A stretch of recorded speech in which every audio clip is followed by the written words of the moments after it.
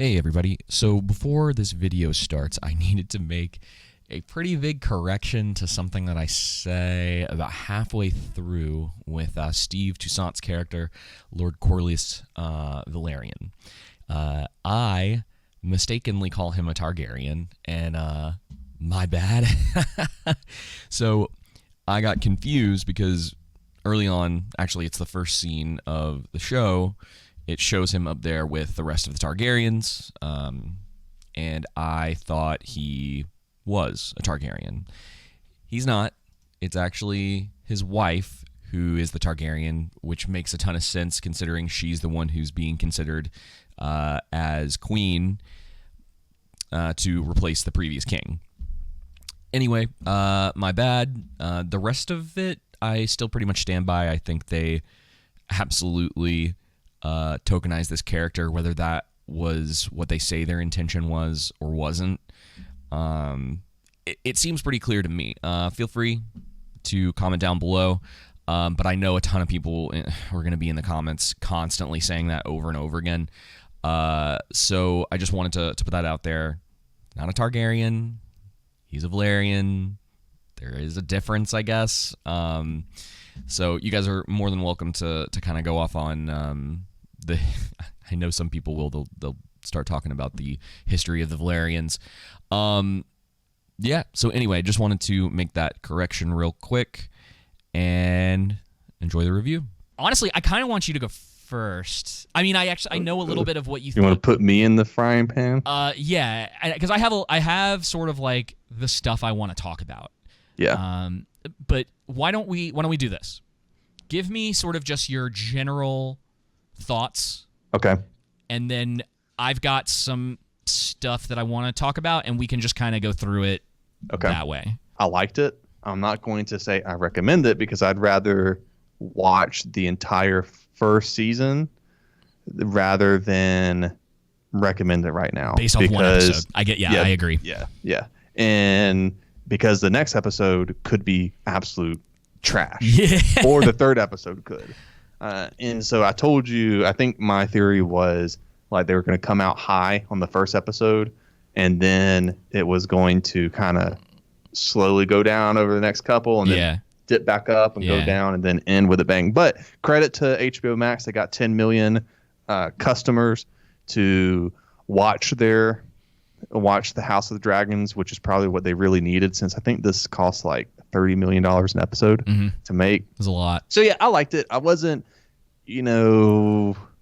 I'd rather give a letter grade than a number grade. I would say it was a B for me. Okay. I thought it was a good episode. Did I think it was great? Did it knock me out of the park like we covered last week with that one guy that was just, this is the best? Yeah, I was like, okay. The pilot of Game of Thrones, the first episode of Game of Thrones is way better. The problem with House of the Dragon, I think my issue is we know where this is going to end. For the most part, yeah. I think this is separated enough that there's like enough intrigue in the way that it's set up with kind of the political backstabbing that's going to be going on. And for those of you that aren't aware, this is essentially going to be the Targaryen Civil War. That's what this is really leading to. And I'm fine. This is generally a problem that I have with prequels, is that we know exactly where it's going. Yeah. But this is set far enough in the past that it can be sort of isolated as its own story. Will it hit the heights of top tier like Game of Thrones in that first like 5 seasons, whatever? Yeah. Absolutely not. Like it won't get there. But there are at least things in this first episode that quelled a little bit of my like hesitation about it. Now again, it's one episode. It could get real cringy there's 10 of these, 10 episodes that I'm aware of, and it could get real bad. I found myself immersed in it, and I wasn't looking at my phone. Now, and I was hesitant about a lot of this because Game of Thrones has a lot of baggage. Yeah, Season 8 in particular for a lot of people was just either the final straw, or people were just like, that was so bad, I can't believe that I ever enjoyed this. Like, it was one of the worst final seasons of a television show in history. Yeah. Talk about not sticking the landing. No, I mean like crashing, exploding, surviving, and then blowing up again. I mean, there's so much wrong with that last season. And there's plenty of things wrong with season 6 through 8. But I think a lot of people were willing to overlook season 6 and 7 mostly because a lot of the character stuff was still pretty good at that time. It was slipping a little, but it's not like season 8. And just the disastrous way that they killed off characters or the decisions the characters were making. Bored with it because of how they wrote. They got a Star Wars contract, and so they were already ready to move on, and then that fell through. Yeah. So there was a lot because of season 8. Maybe it's possible. So yeah, I think this episode, I would say there's a lot that I liked in it. Yeah. But I'm cautious because I've already been burned. Yeah, by Game of Thrones. I think it did a fine job setting everything up. Yeah. I think they probably should have separated themselves a little bit more from the original show because that was my main criticism. There's a lot of the same music. They make this decision. Sorry, there's a lot of names in this, and so I'm trying. I've got like my cheat sheet up. Yeah. And just for a few of the characters, Rhaenyra, is that how you say Rhaenyra, it? I think it's Rhaenyra. That's how you say it. So they Rhaenyra. make this decision in the very opening minutes of the show to have a Daenerys Targaryen sort of like mirroring type deal, and it's like, y'all, what are you doing? Like, don't open with that. Yeah. Like, you're just bringing back memories. Like, I was really hoping, and again, it's not bad, but I was really hoping they would stand more on their own 2 feet than relying on Game of Thrones. Like, let's distance ourselves as much as possible from Game of Thrones because of how season 8 did. But even when it opens up, it has it's Daenerys' scroll. It's Daenerys' theme. Yeah, at the and beginning. It's 100 and something years before Daenerys Targaryen. Right. And it's like, why does that matter? That has nothing. Exactly. And I liked the little like prologue thing they did that's setting up. Okay, so here's why we're in this. This is why. One character became the king. Over another character. What's annoying is that you have Rhaenyra and then you have Rhaenys. Yeah, and so there's two of them. Older sister, the sister to the king. Yes, and so it really got confusing with some of the names because I'm not familiar with this. I've never read this book. That's Martin for you, though, from what I hear from other people, is that he likes to do those type of things. Now, so this is my thoughts. I thought all the acting in this was good. I think the star so far, if I would just say the star is Matt Smith, the Doctor Who guy. It's not even close. Yeah. It's not even close.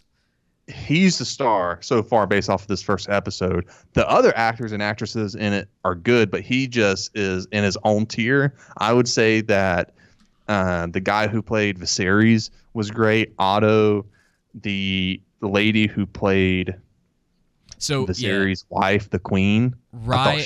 Rhys Infants, who plays Otto Hightower. He's the Hand of the King. Yeah. He, based on a couple of things that I've heard, and then just his performance in this first episode is a character that I'm definitely kind of like looking at. I thought so too. Yes. I thought the queen did a great job. I thought that the guy that plays he's like the captain of the ships or something. Steve Toussaint with the dreads. Corlys Targaryen. Yeah, I don't know. I know a lot of people are afraid to say it. Did they mention why he doesn't look like anyone else? Yes. He doesn't look like any of the other Targaryens. No, and it's fine. Yeah, I thought they were going to go the route like because he's supposed to be, a respected ship commander or something that he. No, he's supposed to just be a Targaryen. Like I know he is, but from what I heard from the one of the showrunners or both of the showrunners, they didn't want to just do a token character and force it in an unnatural way. But apparently, I don't know if in this episode he wasn't. He was, but in the episode he's supposed to be explained as, yes, he's a Targaryen. some kind of story behind it. He just is, though. They can say whatever they want, but they are the ones that put him into the show like this. Yeah. Like this is it's parody. Like it's borderline like what a South Park did with Token. Yeah. And so it's the guy's a good actor as far as I can tell. Mm-hmm. I don't liked him. I don't really have a problem with it, other than the fact that it's like the showrunners, their reasoning for putting him in the show was completely based on his skin color and not because it made sense for him being a Targaryen. Yeah. And it's just one of those things that's like, this is what I go back to all the time. It's like, you and I are not making these decisions. Yep. We're pointing these things out, but we're not making these decisions. Don't tell me what I'm doing and what I'm not doing. Okay, fine. Whatever. You try to distance yourself. Yeah, go for it.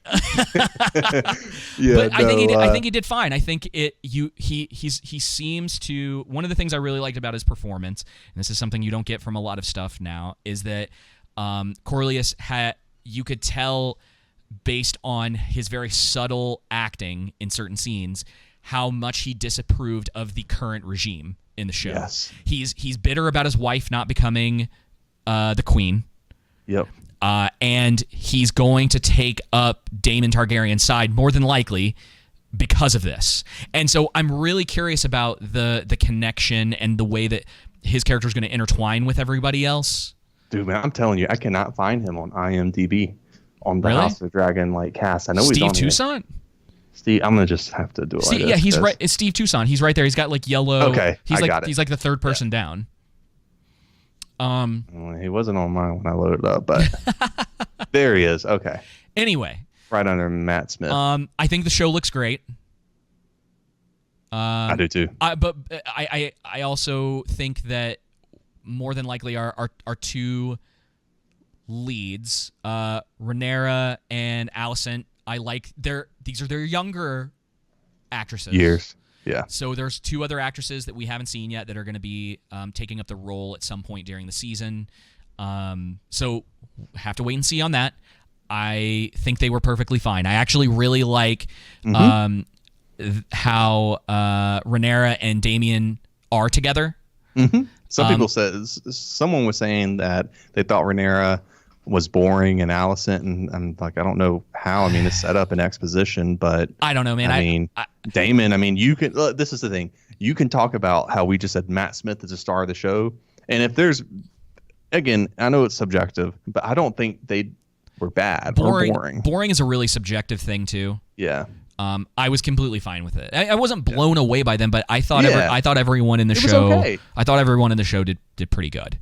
There wasn't any that I can remember, and again, I'd have to go back and watch. Like you were saying, I'd have to go back and watch the show again to really do that. And again, I'm trying to wait till the whole thing's out to give like final judgment on the acting, on how everyone was doing, because it's true, it could go off a cliff in the next couple of episodes. But I thought that their connection was fine. I think that both Alicent and Rhaenyra are, they're the characters that they're pretty much supposed to be. I think you have some subtle performances by both of them. I like that they were attempting to kind of make Rhaenyra hesitant about potentially taking on this task of the throne. Now, again, a lot of this could go in a completely different direction than what we're getting in the first episode.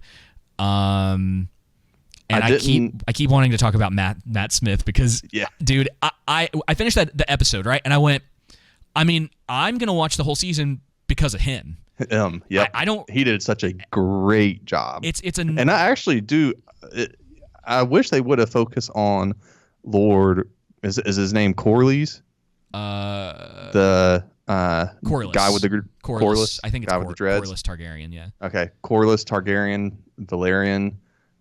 He's a big part of the show, and the book apparently, like the thing that this is based on. He's like that's what I heard. Really big part of it. So he's gonna get a lot more time, I'm sure. Okay, we'll have plenty of time. Because I kind of wish that. they would have showed, him from what I understand from people who know the source material, he's supposed to be really respected and within everyone. And so I really hope that they don't go too overboard with that. Like, do you see how the guy that looks different is being treated like he's not one of them or whatever. You know what I mean? They could easily do that, and it kind of seemed like he kept getting dismissed in that first episode over and over again. And I can understand that from a perspective of like these guys are they have big heads. They're not they're each very fighting prideful. for their own piece of the pie. Exactly. And so he's trying to tell them like, hey, you need to be aware of this. There are things that are happening, and I think we're going to see that because there's a character, and I don't remember what his name is, but he's somewhere off the coast, and he tortures people with crabs or something. And there's something in the after the show where they showed like here's what's going to be happening throughout the season, where they show that character. So that's going to come back into play as him being like, I warned you about this guy and you guys weren't listening. So I'm fine with that as long as they just don't go down the route of it being like he's a victim in this situation because no one wants to listen to him. It'd be like, come on, y'all. Like these trends and tropes are old. Yeah. Like let the guy be able to stand on his own 2 feet and let it be about the other characters being too prideful for their own sake and not because of some sort of like arbitrary modern day trope that they're trying to push into the show. So yeah, I liked him. I pretty much liked everyone on the cast. I think the King Viserys, the actor, nailed that out of the park. Yeah. I thought it was good. The only thing I wish they did differently is when his wife, the queen, was like, after this, I'm done. Yeah. They would have went the angle of him caring for his wife and being like, no, hey, it doesn't matter what happens with this pregnancy. Yeah. We're done, rather than going the opposite way. Because it just seemed out of character for him. Like one of the things I enjoyed about the first season of Game of Thrones was Robert Baratheon.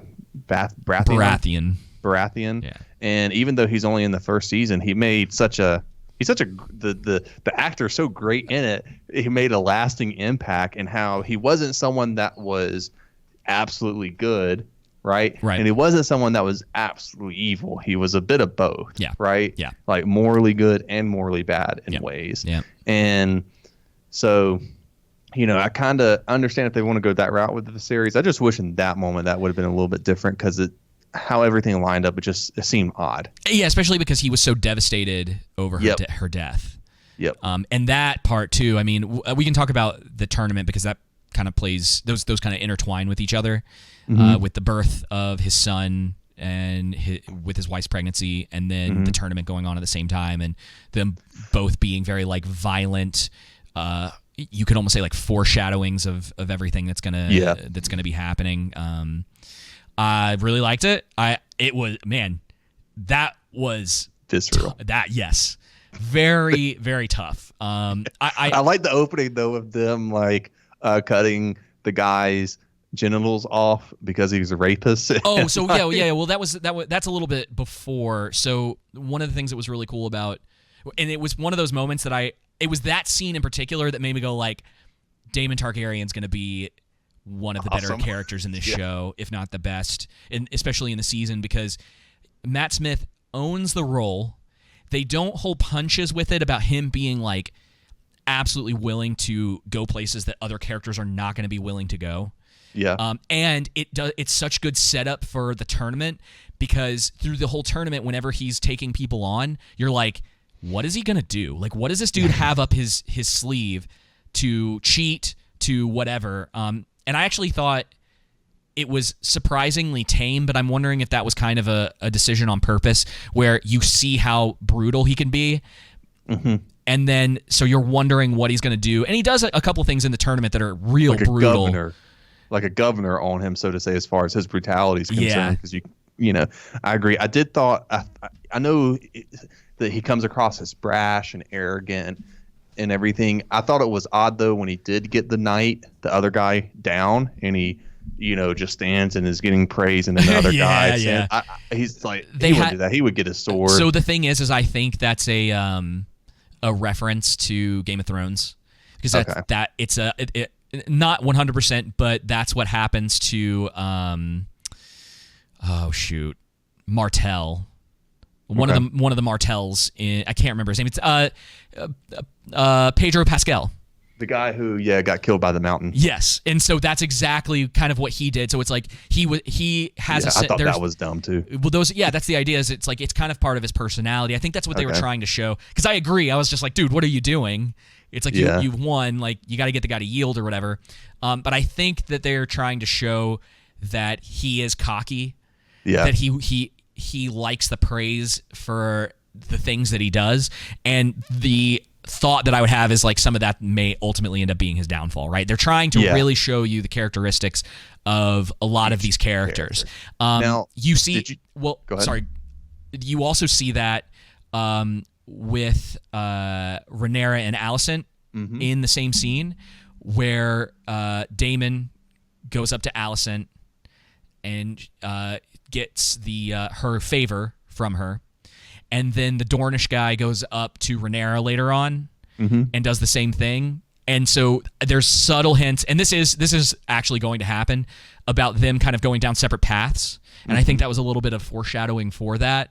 Yeah. Because that's what's kind of going on. And it's what I like and what I've missed from shows is these little subtle things and the way that characters are potentially manipulating each other, or you get to see a little bit of their personalities and the way that they clash, despite the two of them being friends. And a little bit of a love interest there between them. So both, like a little tension there. Maybe, but I'm really hoping what that is that they're just showing how close they are with each other. Yeah. That they're going down the Sam and Frodo route and not just blatantly making it that I want to make out with you. Yeah. It's hard to tell for sure though what they're planning on doing. So the other thing I would say is, did you think in the jousting scene between I did think it was great juxtaposing or I guess them cutting her open, right, and then the jousting contest between Daemon and the other knight. Did you think there was too many jump cuts though? For some of the end stuff, absolutely. Okay. The stuff as far as them doing the jousting, it was fine. You want a little bit of that franticness. Like jump cuts aren't a bad thing. It's when it's like that famous moment from Taken 3 where there's like 14 jump cuts while Liam Neeson's hopping over a fence. Yeah. You have like that extreme. At this, they were obviously trying to hide some of it's a minor critique. Yeah. It's a little bit too much for me. When the Dornish guy and Daemon were fighting each other, it was a little much. Yes. There was a couple just like weird things where like Daemon throws like a half shield at the guy and he it hits him and he falls on the ground. I was like, all right. But for the most part, and this is something, I don't know how often we really talk about this, but I can forgive certain things that either don't make sense or are a little weird if they can sell it as a whole. Yeah. And I think the tournament was sold very well as a whole. Yeah. It gets real violent. They even take the time to give an explanation as to why this seems to be as violent as it is. But then they also don't go overboard where like because I saw some people questioning why Daemon was allowed to get away with like the way he was essentially cheating in certain instances, or when he was fighting the Otto Hightower's oldest son, and he does that like trick with the lance and like knocks the horse down, and it's basically because he's the prince, which is the assumption that you would make in that situation. Like he's not going to get in trouble, and people are going to let him get away with that. One, because you can tell the crowd likes how violent it was, but also because of who he is. And they didn't have to explain it in the episode, and I thought that was great. Yeah, one of the great things with the writers and the showrunners in this is that they respect their audience. They're not spoon feeding the audience. Yes. They're showing you things, and they're dumping dialogue. Yeah, there's just enough in there exposition. When it matters. It's not like useless exposition. It's when people are sitting down at the table and the council and discussing things and so on and so forth. Yeah. The whole, if I was to say another critique, wasn't as bad in this episode as all the trailers for this showed it to be. The whole patriarchy is bad. I have that written down too. Because you do? Yeah. Because it's a tired trope at this point. It's not necessarily that they can't do the trope, but it's the execution within it. Right, and that's what I wrote down. The quote unquote patriarchy bad thing is there. It's there from. It's one of the first lines in it, and I was like, okay, all right, I get it. And even the showrunner, they at the end of the episode, they do little like showrunner documentaries or whatever, where they talk to the cast and the showrunners about each of the episodes. And they definitely brought that up. And what's annoying is that a lot of these people in Hollywood, they've fallen into this narrative of like patriarchy bad, when in reality what it should be is like you're writing a story and the structure for this kingdom or that kingdom or whatever your political structure is, maybe it is a patriarchy, maybe it's a monarchy, maybe it's whatever, whatever the case we're talking about, that is just a thing that it is. And then you're writing about people who are in those roles and the feelings that they have about that stuff. It is neutral. It should be just a neutral thing because, I mean, again, this is Game of Thrones. There aren't like 100% like morally correct people in these shows. That's kind of the point. They're all supposed to be broken gray. Or gray. 50 Shades of Gray. Yeah, people try to do the right things, but maybe they're a little too stupid to accomplish them, or if they are sort of like that pure of heart, it usually ends with them getting killed. It's low fantasy instead of high fantasy. Yeah. It's very much on that more nihilistic scale than it is on the sort of like uplifting fantasy thing like Lord of the Rings is. I mean, it is supposed to be the antithesis to Lord of the Rings, and that's fine. But it's really weird that I've seen like the showrunners trying to push that. They push it in the show a little bit, and it's like none of these characters are going to come out squeaky clean at the end of this. So I don't know what you're trying to prove by being like, well, the people who have been the kings and it's always been kings, they're bad. But it's like by the time we're done with this, it's going to be like, well, they're all kind of terrible people. Like it's not like King's Landing is a great place to live in. Yeah, exactly. And I don't think like Rhaenyra potentially taking the throne or any other woman taking the throne is going to be like, I mean, look at Cersei in the original series.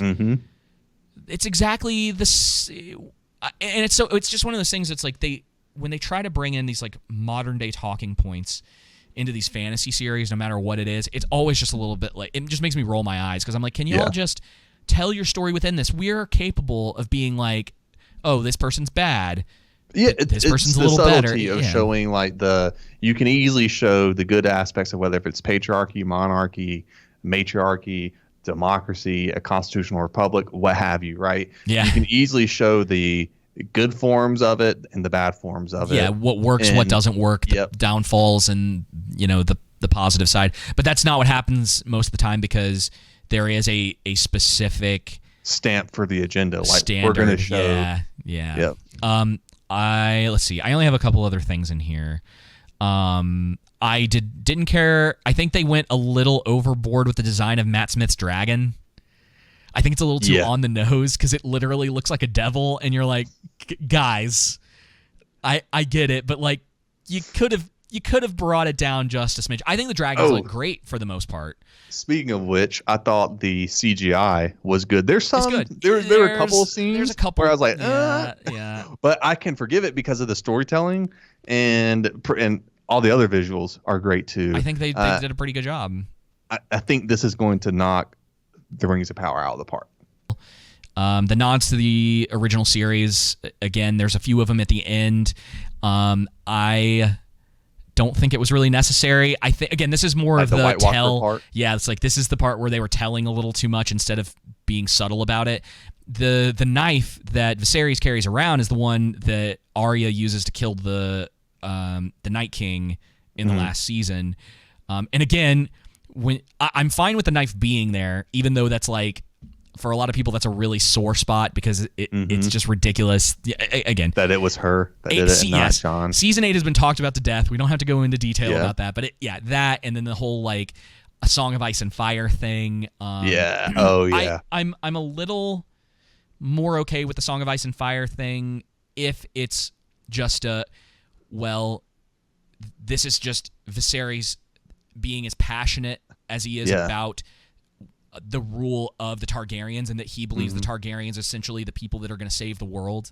Right. I'm okay. I'm kind of okay with that, and it being something where Rhaenyra feels this massive weight on her shoulders. Like a lot of this stuff can be in there to help push characters in a specific direction and give us an idea of the way that they are feeling. So I'm kind of fine with that. But I think it was a little too like on the nose with a lot of that. And then the other thing that I'm really curious about that may end up happening, because I'm wondering, man, because like we've been talking a lot about Rings of Power, and we've been talking about a lot of how they're making things up, and that they had to put the hobbits in, and they had to put the wizards in, and that we're starting to think that this might be more of a weird soft reboot of the original trilogy. I think this show will show White Walkers. I was gonna, that's what I was gonna talk about. That's my next thing. I think they're gonna try to do a lot of things that, from what I've heard, because again, never read the book, I've heard this source material is pretty sparse as well. I think that it's gonna be some sort of subplot because they need this show to have more attract than just dragons in politics. Yeah, because as much as I like the political aspect of these things, where people are sitting in rooms, sparring with each other with words and backstabbing each other. Like House of Cards. Yeah, that kind of stuff. Love that. I don't think for your normal audience, for one, I don't think dragons are going to be enough to keep people around if that's all that it is. People get tired of that. They're going to need more of the fantasy stuff. Because Game of Thrones has already got us. I am not getting okey-doked again. Yep, I'm waiting. Fool me once, shame on you. Fool me twice, shame on me. Yep. And that was hard for me in this episode, dude, because there were a couple times where I was getting a little nostalgic.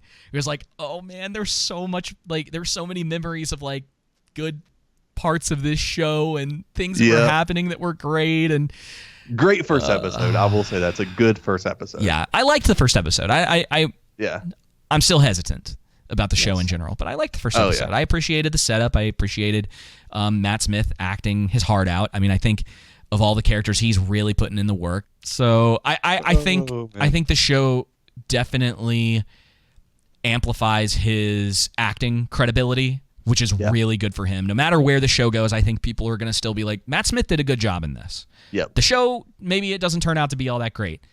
His performance, I think, will stay very consistent through the entire thing, and I think it's going to help him out in the future, which is good because I think he's a good actor.